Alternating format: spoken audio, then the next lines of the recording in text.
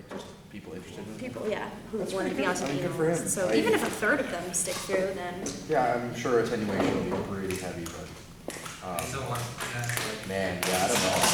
It's gonna be difficult because he's gonna have to train a lot of those people to use this stuff. right. It might need help with that. Maybe we.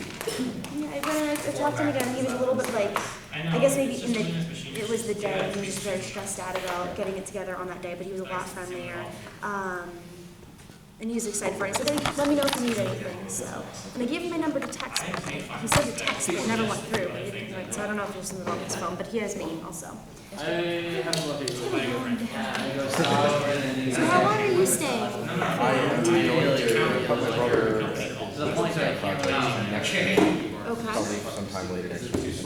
Will you be here for the next fireside chat? I'll be here Wednesday. That'll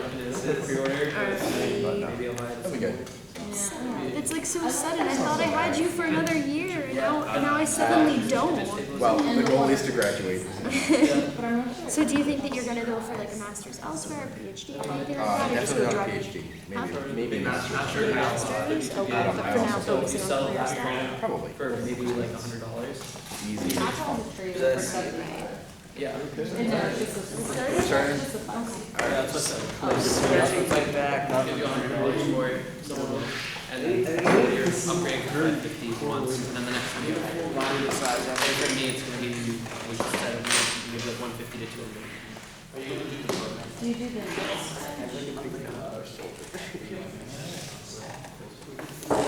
I'm a big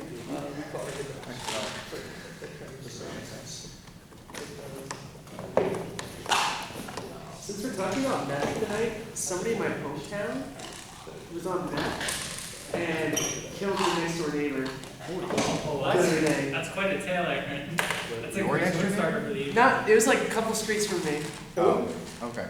And then he turned himself into the police. Well, at least it turned Somebody in my hometown, because we're talking about meth. Oh, great. Somebody in my hometown was on meth and How do you even eat from that? Because of that. Meth and math are the two, like, they come in pairs. Yeah. That is just as addictive, is it not? To some, maybe, yeah. Sure. To others, I don't know. Alright, so we're ready. Hit high. Alright, you're good. Is the camera on? Yes. Good, everyone's ready? Yeah. Alright, I'm Max. I'm sure that's pretty evident by now. I'm going to be talking to you about insanity and fields of mathematics. Take this lightly. These are mostly tales that are, of course, most of the stuff happens like 500 years ago, so any accounts are by word of mouth. It's supposed to be fun. Please enjoy it. Don't get offended. I hope I won't be too offensive. I'm really, really offensive about, but there is some religious stuff in here. It's nothing that I have any personal bias about. Okay, so let's start out. Who's insane here? Does anyone know who any of these people are if they are insane? I'm going to guess one of them's Fermat. Am I right? Yeah, Okay. you're all right. All right. I'll take The it. guy in the middle left. Yeah, the middle left looks absolutely nuts. Vermain, top left, is, he's kind of nuts. He's a pretty casual guy, though. He's not totally on the top of the list. But the real answer was you guys. You're coming to this talk. Okay, so some of these are correlated. The first row, of course, is correlated. Second row is correlated. Third row is correlated. And then the fourth row, there are sort of fights that are with like self-conflicts. People who are fighting themselves over certain issues. Insanity is or mental illness in some places. And a lot of people have a lot of weird stuff going on. I'm not going to cover all of them because you guys will get really bored. So let's talk about Isaac Newton. He's always a good place to start. Oh wait, this actually didn't work. Cool. So ignore these. These are supposed to be like for you guys to tell me who they were. It's supposed to be, see if you guys could put a name to a face. That's my fact. A face to a name. Yeah, at this point, I'm pretty sure. Obviously. John von Neumann. I'm not going to get into him much, but he's a good person to know as a pretty psychotic person. Psychopathy, as Charlie discussed last week. Ted Kaczynski, a pretty household name. Hopefully not. Ludwig Boltzmann, another fascinating person. Alexander Grothendieck, I'll get into him for sure. Tartaglia is a pretty important character in this talk because he was one of the first to really take pride in his mathematics and go pretty nuts over his work. Gregory Perelman is a more modern example. I'll probably get into him. If not, I'll be happy to go over it afterwards. Actually, I definitely do get to him. So this talk is broken up into two parts. The mathematicians before Christ and the mathematicians after Christ. Of course, there's only one real important one to talk about before Christ. So the distinction is not very important. But of course, Pythagoras. There are many stories you guys all probably know about Pythagoras and the Pythagoreans drowning people and killing people and murdering people because they didn't really agree with their views. And the Pythagoreans became sort of a cult, and I think it was Hippasus who disagreed with him and proved a pretty significant result about irrational numbers, like the irrationality of 2, a square root of 2. And of course, Pythagoras and the Pythagoreans were like, there's no way, that doesn't make any sense, it doesn't agree with any of our terms. And legend has it they threw him off a boat into the middle of the ocean where he drowned. Because math is that important. Of course, the theorem known long before, Pythagorean theorem was known long before Pythagoras. So it's just nice that he took credit for it, and it began his rise to fame, even though he didn't even have a proof. He was the first person acknowledged for having a proof for it. However, there are believed to be Chinese and Arabic proofs long before.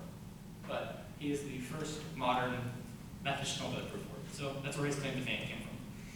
Also, he was insane for practicing gender equality. No, I'm joking. He was, interestingly enough, him and the Pythagoreans were all about gender equality. Everyone was equal. And then somewhere along the line, in the next 1,000 years, we sort of lost that. So at his time, it was considered a totally insane thing, like why would we be equal? And for some reason, he actually got that right, even though he didn't really get much else right, besides taking credit for other people's work, which he was really good at. And then, of course, let's go about after Christ, or AD doesn't actually mean after Christ, but it means Anno Domini, which is like in the years of our Lord or something, I'm not exactly sure, which is everything else that talks about insanity in mathematics. On the topic of Christ, there's a good stock photo. John von Neumann was a very good mathematician, a very good scientist. He worked in game theory, topology, pretty much anywhere you can think of in math. He made some sort of good impact. Of course, he worked on the Manhattan Project with the nuclear bomb. And once the nuclear bomb was finished, the atomic bomb that was dropped on Japan, he showed no remorse. He said that they had it coming, and lived the rest of his life as a strong, sufficient man. And then, come one day, he was feeling sick and went to the hospital, and on his deathbed, he asked for a priest because he wanted forgiveness, which is sort of a psychotic thing. If you live your whole life totally abstaining, like religion has nothing to do with me, and it's totally ridiculous, and then on your last day, reconsider Pascal's wager and beg for forgiveness. And for this, we give him the award of being quite a psychopath. During the previous years of Cambridge, because Cambridge is one of the oldest universities, there was some religious impacts on the professorship and the students. To graduate, you needed to claim an oath, I believe, to some sort of religious aspect, and become a professor. And Newton didn't want to become a professor under those conditions, so he basically said, I'm not going to do it. And then there was some sort of issue, like some war or something, where the king was distracted, and they somehow stuck Newton in. Because like he's totally worth it, we'll get him in here under the oath, without doing the oath. And he got it without doing the oath, and he happily spent some years at Cambridge teaching and doing whatever he liked. And of course, Newton also practiced alchemy. I'll get into him in a few. Okay, so one of the first important feuds in mathematical history is Mr. Tartaglia versus Cardano, and Cardano Ferrari. It's a different Ferrari, he's not the founder of the car. So what happened is, Tartaglia was doing research one day. He was quite young, and he found a solution for the cubic equation, like the cubic polynomial. It was a simplified case where he could always still solve it. And so he said, Cardano, he said, hey, I figured this really cool solution. Like, you can check it out, don't tell anyone about it. So don't publish anything. I'm not, like, it will be in the public once I'm ready to publish it. And Cardano says, okay, I totally agree with that, that's fine. And Cardano, a few weeks later, published a book containing that result. What he didn't know, though, is that Cardano had spoken to Mr. Ferro, who was another mathematician, not Ferrari, and Mr. Ferro had come up with a more complete solution for the cubic equation at the time. And Cardano took that from him. And Mr. Tartaglia spent the rest of his life basically in a feud with Cardano about stealing his result. He spent his entire life, he didn't do any other math the rest of his life just because he was so fed up over this small issue. And then he ended up dying poor and alone and broke because nobody would respect him, because at this time, the dignity that mathematicians would have gotten was in public debate. So if you were a good mathematician, they'd send you into a room with two people, the other person you're competing with, and they'd give you a problem. You'd both solve it first, basically was the better mathematician. And that was the way things were done. So originally, Tartaglia and Cardano went at it, and Tartaglia won. And then once Cardano published his book, Calculate challenged him again and didn't show up.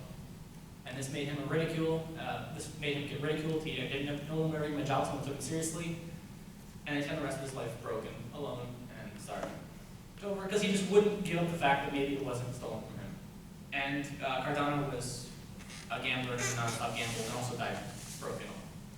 But at least he had solved the cubic equation. And then Ferrari actually ended up publishing most of the work as a student of Cardano, and Mr. Ferrari did very well with his published books that were very complete and rigorous. People like he's a nice guy. But he helped fight Tartaglia for no reason. It's just something silly. They both spent their entire lives over instead of doing that.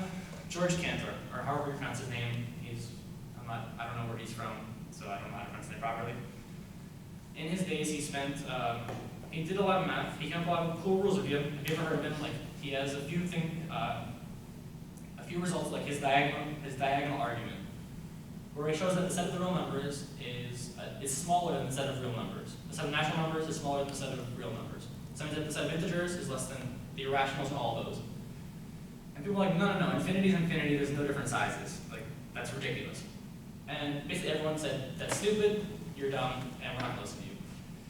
And Cantor basically continued his work, he fought people, he sort of got over it, and came across a problem later on that says that if the real numbers are a bigger size than the integers, is there a set that's in between those sizes? Or is it like there's no integer between 1 and 2? And this is known as the continuum hypothesis. And he basically spent his entire life trying to prove this. And recently, a guy named David Cohen proved that it's not possible to prove. And before that, what's his name? Starts with a G. He was a logician. Regardless, he proved that it's not possible to disprove. So at this point, the theorem is totally independent of ZFC, which is the model that we use for numbers. It's our basic set theory. And we realized that George Cantor spent his entire life fighting with himself for no reason, because it's not possible to prove it, or disprove it. You have to it's independent. So, Ted Kaczynski, he's a really nice guy. He got his name Unabomber because he was a university and airline bomber. So he went to Harvard at 16, really bright guy, just doing really good things in math. He graduated at age 20 with a bachelor's. He went to the University of Michigan and got a PhD in some sort of functional analysis.